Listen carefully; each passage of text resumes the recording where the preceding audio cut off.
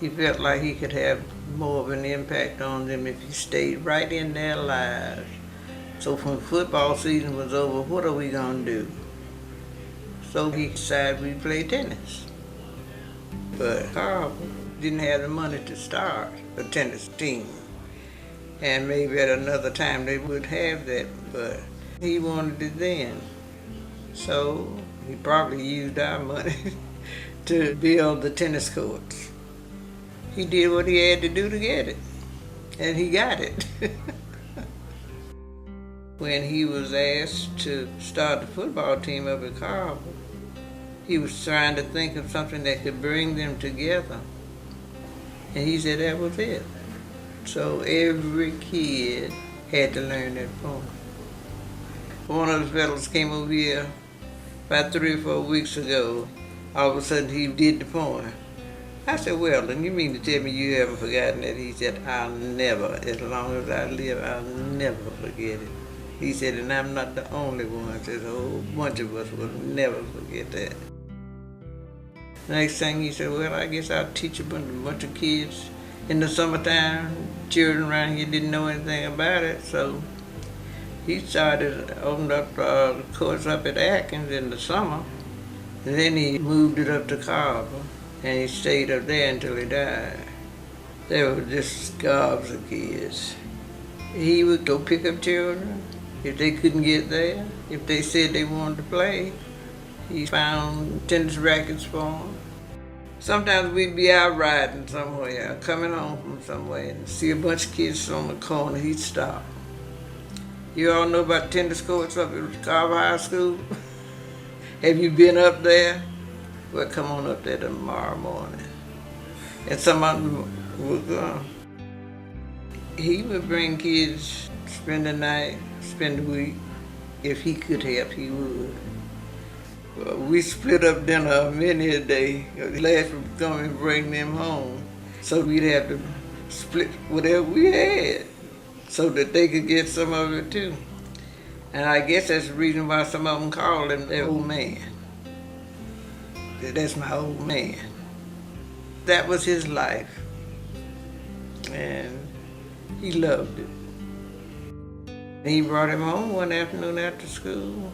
He said, well, you got a son? I said, what do you mean?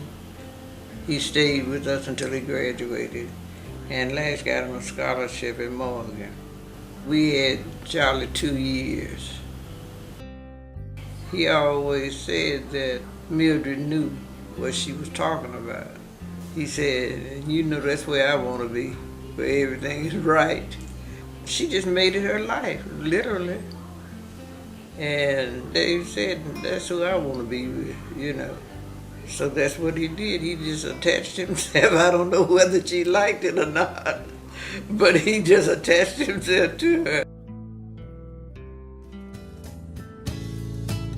For over 40 years now, Mildred Southern has dedicated her life to bringing the joy of tennis to as many people as she possibly can. Tennis is the greatest game. I've had a passion for it for a long time. From organizing to teaching, to running tournaments, to fundraising, to recruiting volunteers, Mildred has done it all. I knew how much good it would do for kids to learn to play, that they could carry it on all through their life, you know. Mildred's creativity has been mind-boggling.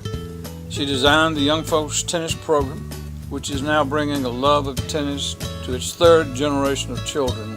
The greatest thrill of all is to see that expression on a child when he hits that ball for the first time. It is thrilling. Mildred came up with the idea of Tennis Weekend, which has been the key to spreading tennis into every corner of the state of North Carolina. This idea has also been copied back in every state throughout the country. I think we have spread tennis all over North Carolina by doing that. Mildred was a major force behind the founding of the North Carolina Tennis Foundation and in the North Carolina Tennis Hall of Fame.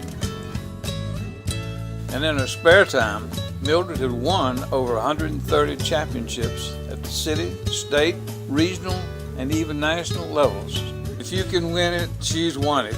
If you can do it, she's done it. And in 1997, Mildred received the highest honor that the USTA can bestow.